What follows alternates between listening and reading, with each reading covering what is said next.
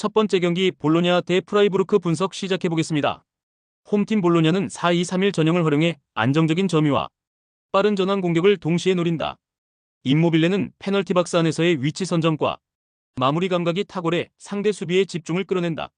오르솔리니는 측면에서 속도를 활용해 돌파 후 컷백을 연결하거나 직접 슈팅까지 가져가는 데 능하다. 오드가르드는 중원에서 템포를 조율하며 전방으로 날카로운 스루 패스를 공급하고 세컨드볼 장악에도 강하다. 볼로냐는 이 삼각조합을 중심으로 공격 템포를 유지하며 상대 압박을 무력화시키는 안정적인 빌드업을 자주 보여준다. 또한 홈에서의 심리적 자신감을 바탕으로 전방 압박 강도를 높이고 세트피스에서도 위협적인 모습을 만들어낸다. 원정팀 프라이부르크는 4-2-3-1을 유지하고 있지만 핵심 자원의 연쇄 부재로 전술 밸런스가 무너지고 있다. 슈어한트는 전방에서 활발하게 움직이지만 지원 부족 시 고립될 위험이 크다. 그리포는 킥 정교함과 세트피스 위력으로 존재감을 드러내지만 주변 연계가 약해지면 효과가 크게 줄어든다. 에게슈타인은 수비와 빌드업을 모두 담당해야 하며 공수 전환에서 부담이 커진다. 특히 아다모, 베스테, 카이레의 부상은 전방 압박과 속도전 모두를 약화시키며 팀 전체의 심리 안정성까지 흔들어 놓는다. 원정이라는 환경적 불리함까지 겹쳐 경기 초반부터 주도권을 빼앗길 가능성이 높다. 볼로냐는 홈에서 안정적 빌드업과 날카로운 전방 압박으로 경기를 지배할 것이다. 프라이부르크는 핵심 자원 공백과 원정 부담으로 인해 전술적 유연성을 잃은 상태다. 이 경기는 볼로냐가 비교적 쉽게 승리를 가져갈 가능성이 크다. 두 번째 경기 파나티나이코스 대 고어헤드 분석 시작해보겠습니다. 홈팀 파나시나이코스는 그리스의 전통 강호 균형 잡힌 4-3-3 전술을 기반으로 경기의 템포를 자신들에게 유리하게 설계한다. 전방의 이오아니디스는 박스 안 움직임이 날카롭고 순간적으로 수비 라인 뒤를 파고드는 감각이 뛰어나며 결정력도 탁월하다. 두리치치는 압박 상황에서 볼을 안정적으로 간수하며 전진 패스를 공급해 중원을 유연하게 연결하고 전환 속도를 높여 상대의 압박을 무력화한다. 바카세타스는 킥 정밀도와 중거리 슛 능력이 출중해 세트피스뿐만 아니라 이선 침투에서도 결정적 위협을 가한다. 특히 니어 포스트를 향해 빠르게 러닝 점프 후 잘라먹는 헤더 패턴은 이미 그리스 무대에서 검증된 득점 루트로 이번 경기에서도 가장 강력한 무기가 될 가능성이 크다. 또한 홈에서의 안정적인 점유 기반 운영은 상대를 끌어들이며 세트피스 찬스를 만들어내는 데 탁월하다. 원정팀 네덜란드의 고 어헤드 이글스는 4-2-3-1 전술을 통해 빠른 템포 전환과 측면 돌파로 공격 기회를 창출한다. 에드바르드세는 폭발적인 스피드와 1대1 돌파 능력으로 측면을 무너뜨리고 날카로운 크로스를 올린다. 마가렛은 빌드업 핵심으로서 후방과 중원을 연결하며 템포를 조절하고 기습적인 전진 패스로 공격을 가속한다. 브렘은 박스 안에서 세밀한 볼터치와 침착한 마무리 능력으로 득점을 책임진다. 하지만 이번 경기에서 이들은 장거리 원정 비행으로 인한 피로 누적이 불가피하며 원정에서의 수비 집중력 저하가 자주 드러난다는 점이 변수다. 특히 공중볼 대응이 약한 수비 라인이 세트피스 상황에서 흔들릴 가능성이 높아 보인다. 세트피스와 공중볼 장악력 그리고 홈에서의 전술적 안정감이 승부의 결정적 차이를 만든다. 원정 피로와 수비 집중력 저하를 안고 뛰는 고 어헤드 이글스를 상대로 파나시나이코스가 경기를 끝까지 주도할 가능성이 높다. 세 번째 경기 SK 브란 대 위트레흐트 분석 시작해보겠습니다. 홈팀 브란은 4-3-3 전형을 기반으로 홈에서 전방 압박과 빠른 템포를 유지하며 상대를 흔든다. 해계보는 순간적인 스피드와 결정적인 슈팅 전환으로 상대 수비를 흔드는 핵심 공격 카드다. 피네는 중원에서 볼을 지켜내며 전진 패스를 공급해 공격의 균형을 잡고 콤비그는 제공권과 세트피스를 앞세워 공중전에서 강한 존재감을 발휘한다. 하지만 브란은 전방 압박이 풀리면 곧바로 수비 간격이 무너지고 하프 스페이스를 쉽게 내주는 구조적 약점이 두드러진다. 특히 측면 수비 가담이 늦어질 때 중앙 라인이 흔들리는 장면이 반복되며 한번 뚫리면 실점으로 직결되는 경우가 잦다. 원정팀 위트레흐트는 4-3-3 전술을 기반으로 점유율을 유지하면서도 빠른 전환으로 공격 템포를 끌어올린다. 블레이크는 측면에서 중앙으로 좁혀 들어오는 인버티드 돌파와 반대편 파포스트를 향한 가마차기로 가장 큰 위협을 만든다. 이 움직임은 수비를 안쪽으로 끌어당기며 옌센이 뒷공간 침투 후 마무리할 수 있는 장면을 자주 만들어낸다. 미겔 로드리게스는 폭발적인 스피드로 뒷공간을 공략하며 역습 시 단번에 흐름을 바꾸는 힘을 지닌다. 또한 위트레흐트는 중원에서 템포를 유연하게 조절해 압박을 회피하고 필요할 때는 전방 압박으로 상대 빌드업을 끊어 경기 주도권을 장악한다.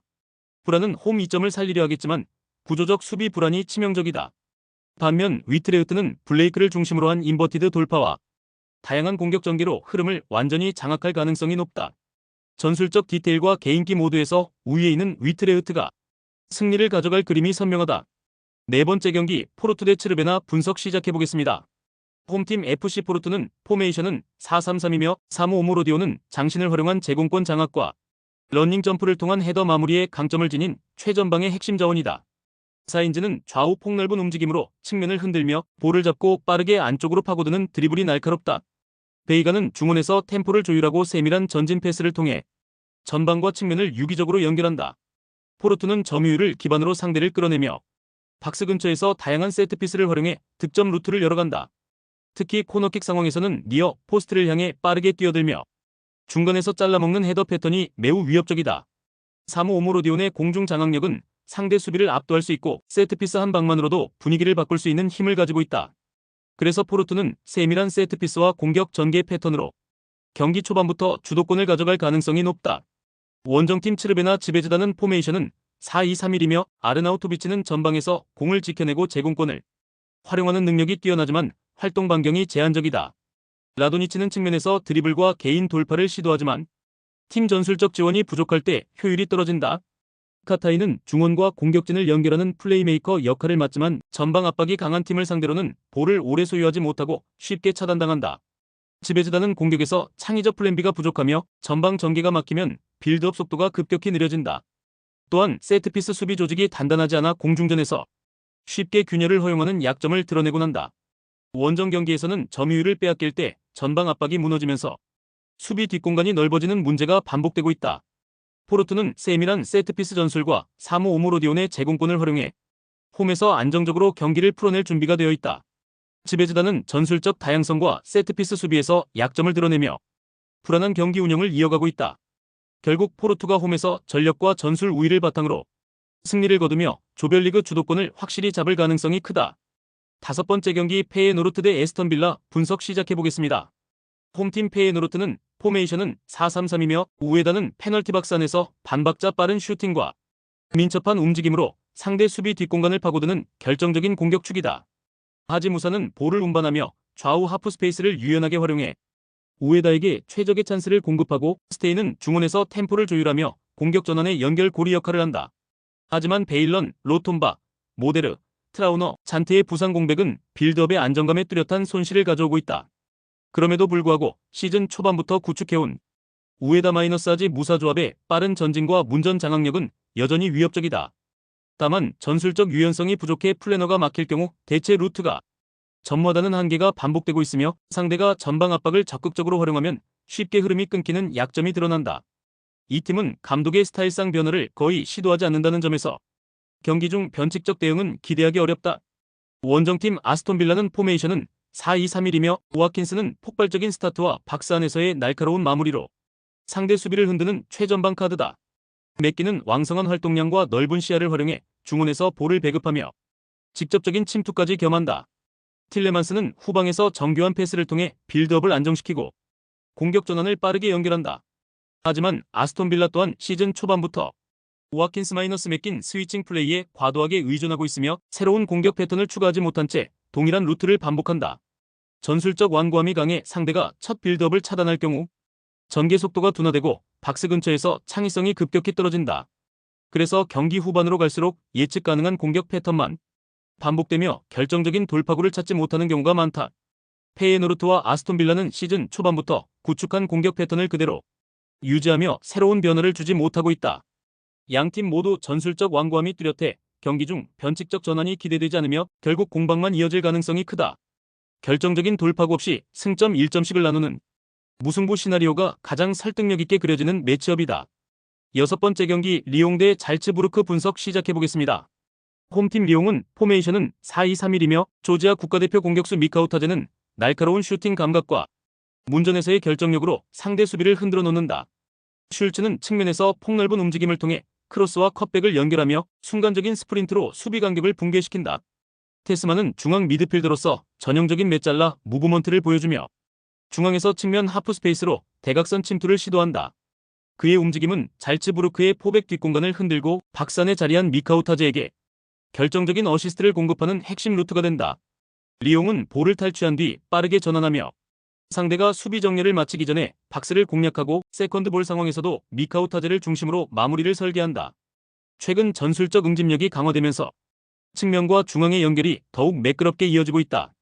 원정팀 잘츠부르크는 포메이션은 4-2-3-1이며 베르테세는 전방에서 속도와 개인 돌파를 활용한 역습을 담당하지만 볼 공급이 원활하지 않으면 쉽게 고립된다.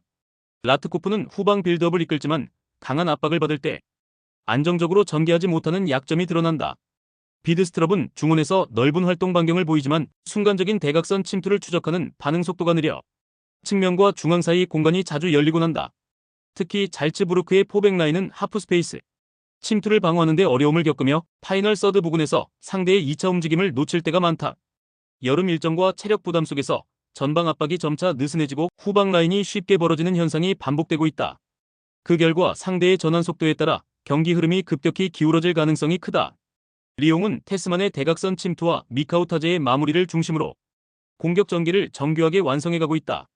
잘츠부르크는 하프스페이스 대응력과 빌드업 안정성 모두에서 흔들리며 전방 압박 유지에도 어려움을 겪고 있다. 결국 이번 경기는 리옹이 전술적 우위를 앞세워 승부를 결정지을 가능성이 가장 높다.